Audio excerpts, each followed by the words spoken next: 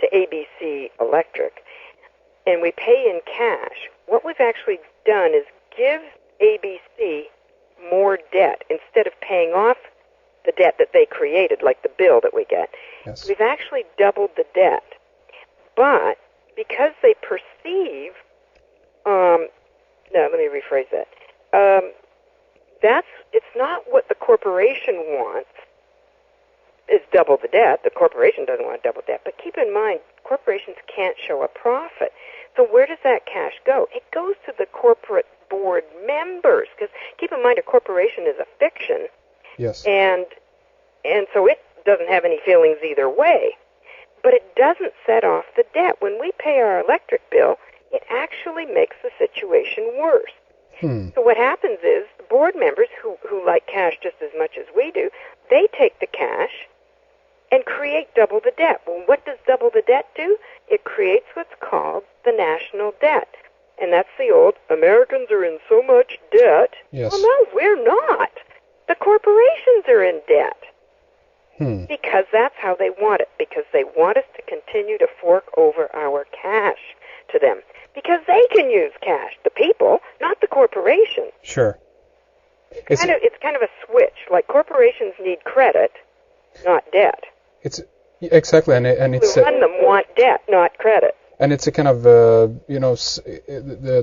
system at this point, or the way the system or the structure is being used is that it's gonna self-implode or pop like a bubble sometime here. It feels like, because in a way then this means that they have to gain more and more debt basically in order to pay the previous debt. But this is gonna again bring in more debt, so it's gonna pop, right? The bubble's gonna pop. Well, not if we call their bluff, which is what I think is going to happen. I don't know if you're familiar with George Green. Yes, I've heard of him. Yes. Have you? Yeah. Now he says watch out for September 30th because that's the U.S. fiscal year. By that I mean the fiscal year of the corporation called the United States government. Keep in mind, it's not a government; it's a corporation called that. So, what he's saying is watch out. And I say, well, we got a little under 60 days to call their bluff and say there is no national debt. All you're saying is that every time we've given you cash, of course we can't pay the interest because the interest doesn't exist, right? If they only create so much cash and they want interest on it, well, how can you pay something that isn't there, right? Yes. And if, just in case you don't grasp that, that would be the same as my borrowing your car with a full tank of gas and bringing you back more car than I borrowed. It's an impossibility. Right. So when banks lend you money and want interest back, well, where's the interest? Yes. unless they create it, and they're not going to do that without charging you interest, right? Right. So it's just this laughable circumstance. And I contend that if we can get enough people, especially those who think they're about to lose their houses with foreclosure, if we can get through to these people and say, you don't owe the bank owes you. They've been using your credit for however many years, and they've never paid any tax on it. So they owe us. So then, we sick the IRS on them and say, go in and get my credit for me. Because the promissory note that most people use to get the loan for the house was the payment for the house right up front, right in the first place. Why? Because you put your signature onto a piece of paper. And remember, the signature is worth, well, billions. It's unlimited credit. So they took that promissory note and they converted it. And they've been selling it and using it. So the bank's gotten paid like, who knows how many times. And they also want us to pay every month. Yes. So people have been going back in and getting not only the value of the note, but also the monthly payments. Imagine having everything you've ever put into your house come back to you in the form of a check from the tax agent. It's fabulous. Anyway, and of course, yeah, right. So, all you're looking for is an updated, well, we won't go there. But anyway, so will the system implode?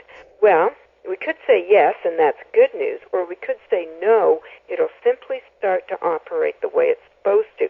But just like a cornered dog, they may not go down nicely. Right, they right. They may fight and to the bitter end, even though they know they're losing, and it may get a little bit uncomfortable, and there may be some casualties. But I am sticking to an intention that is, once enough of us catch on, they simply won't have an option and they'll have to start behaving themselves.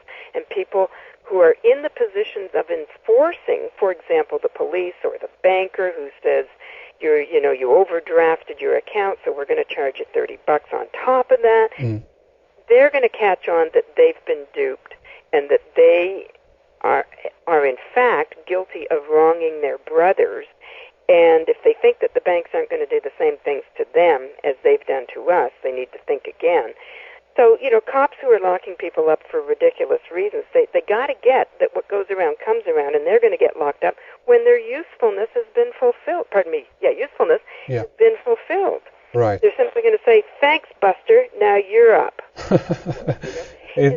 People have to back out of unethical behavior, and the whole issue is about ethics. Yes, I totally agree, and that's a very, positive note as well in regards to that. There's so much doom and gloom, so to speak, right now in regards to the financial system, that everything is going to collapse and so forth. And but it's more how we utilize the system and use it, because the structure, as you say, kind of is there in place. We just have to operate it in the correct way in order to make it work, basically. But Mary, let's do like this. Let's take a short break right here and continue talking more about this in our members section. I want to definitely go into a little bit more about kind of the idea of a natural person versus an artificial person. We haven't really kind of talked about the idea of the birth certificates and how actually a person is turned into a corporation at birth and so forth. There's many things we can talk about also in regards to your name when it is in capital letters, what that implies and so forth. There's much more coming up here. But before we finish this segment off, tell us a little bit about your website and how people can find a copy of the book that we've been mainly talking about here today, Mary. Okay, I don't have a website. You don't? No, the Natural Person website is not mine. Really? It's just a friend who posted my book on his website. And although I love him like crazy, I have to tell you, I have a real problem with the concept of natural person, because the word person itself means legal fiction or corporation. Mm-hmm. So an artificial person is an artificial corporation. Right. Natural person is a natural corporation or legal fiction. So the distinction is not between men and women and corporations.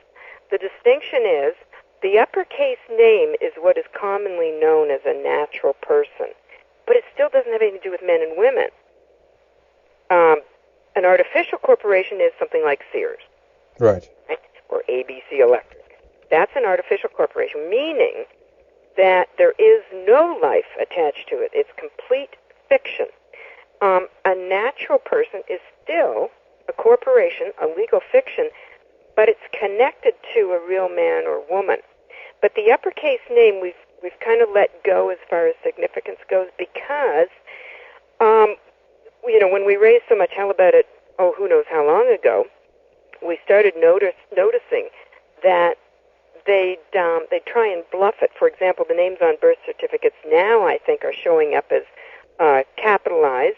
Or, for example, a court order might have a normal first and second name and the last name in uppercase. In other words, they're trying to do everything to get around the fact that they're not, nor can they lawfully, write to a real man or woman. They cannot address us. They have no right. They don't mean us anyway. They mean the legal fiction, because we're the authorized representative, and we can set off any debts or alleged crimes that the legal fiction may have performed. But that's the only way we're connected with it, is that we get to say, I see you've charged this corporation, of which I am the authorized representative, so, okay, how much is it you need? I'll put my signature to it. I'll have the Treasury set off balance your books for you. So, but when they say they want a legal fiction in court, well, what's that all about? Legal fiction's already in court. They've got the name right there. So the natural person really is just the legal fiction that exists along with an authorized representative. But keep in mind that all artificial persons or corporations also have authorized representatives, and they're attorneys and CEOs and presidents and things like that. They're the authorized, probably like Sam Smith might be the CEO of Sears, and he can sign for Sears because he's the authorized representative. Well, we're the same. The only distinction is that Sears is an artificial corporation, and the other name, of which I'm the authorized representative, happens to be a natural person. But it's all still legal fictions corporation.